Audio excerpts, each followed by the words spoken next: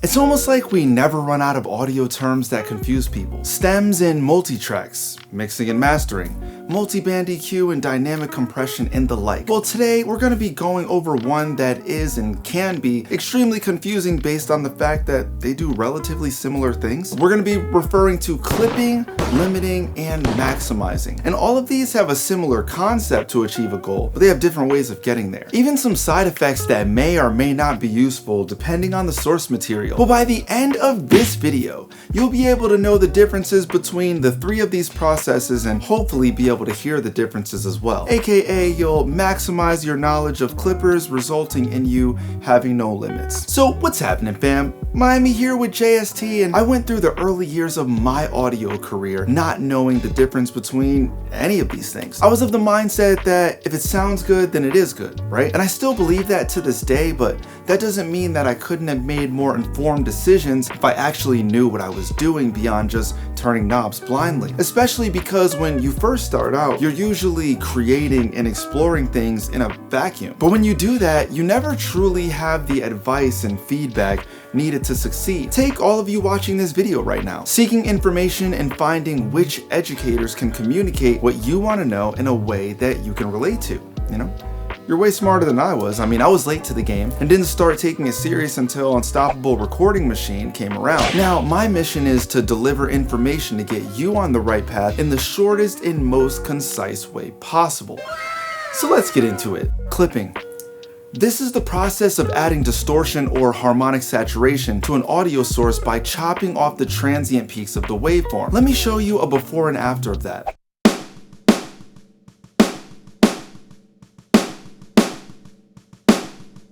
Now, what you just heard was hard clipping. So now we have to do a breakdown of soft clipping versus hard clipping. Soft clipping. This is the style of clipping that originated with analog hardware. When you use a soft clipper and you look at the top of the waveform, you'll notice that it's rounded.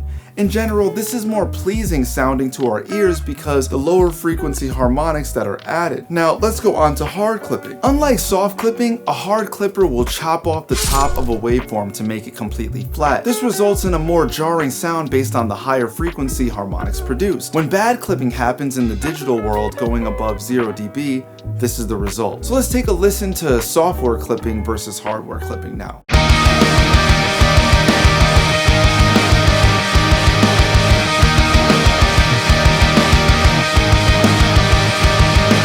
Notice how much nastier the hardware clipper sounded, but that's okay. Sometimes you actually want that type of nastiness. And I think the smartest time to use clippers is on really transient rich information because harmonics help the tracks cut through. But if you want to avoid this type of harmonic saturation altogether, well, we can bring in the next topic, our good friend, the limiter.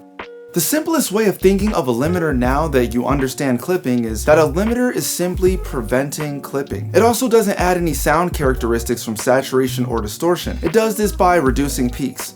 So let's take a listen.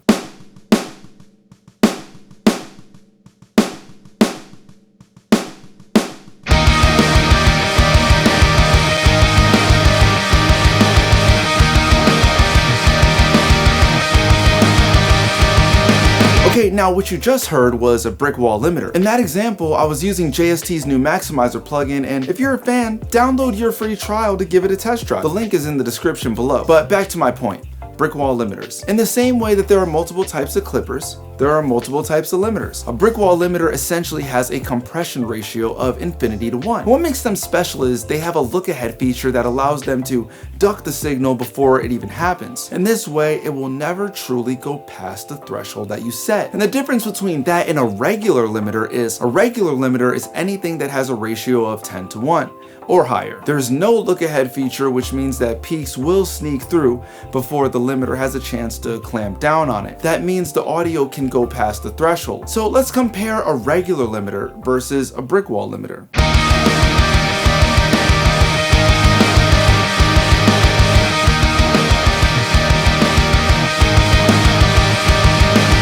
Okay, you see how this can all get confusing really quickly, right? One way I like to think about this is I put the things into categories. Since soft clipping and limiting both have the ability to let something go over the threshold, we're gonna put them in one category.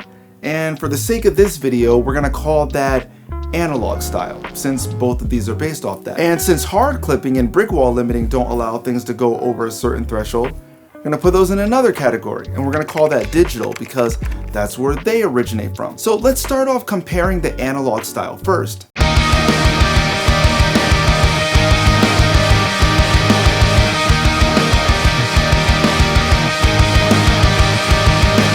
Now that you have that in your mind, let's compare the more digital style.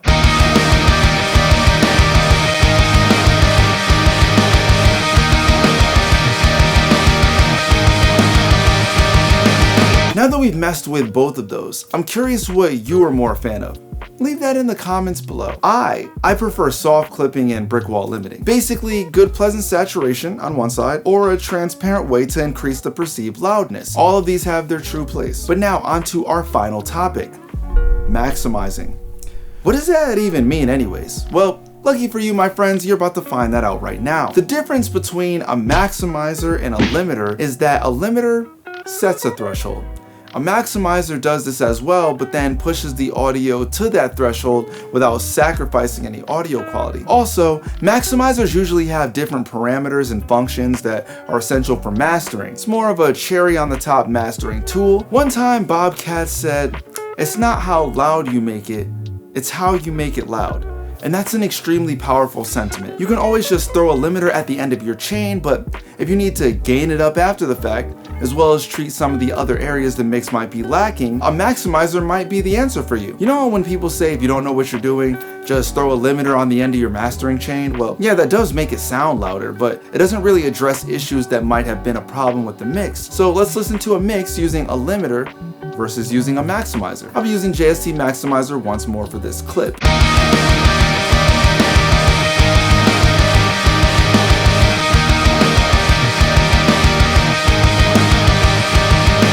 See, a plain limiter just doesn't have the capabilities of a maximizer. It doesn't matter which type of limiter you choose, but they're all capable tools in their own way. I would still reach for a limiter sometimes. So I want to go over all of these one more time. Soft clipping, hard clipping, limiting, brick wall limiting, and maximizing. And now that you've had them all laid out in this fashion, I'm sure it's easier for you to wrap your head around. All of these processes have their own place and purpose, and hopefully this info will make it easier for you to make informed decisions when it comes to your audio. Do you feel like I explained everything about limiting and clipping and maximizing? Do you think maximizing might be the new tool that lives on your master bus? Leave it in the comments below and I will chat with you fine people like I always do. If you're an engineer on the come up, give this video a thumbs up. Don't forget to subscribe, you only have to do it one time, and tap that bell for notifications so when a video drops, you know the location. Until next time, I am out of here.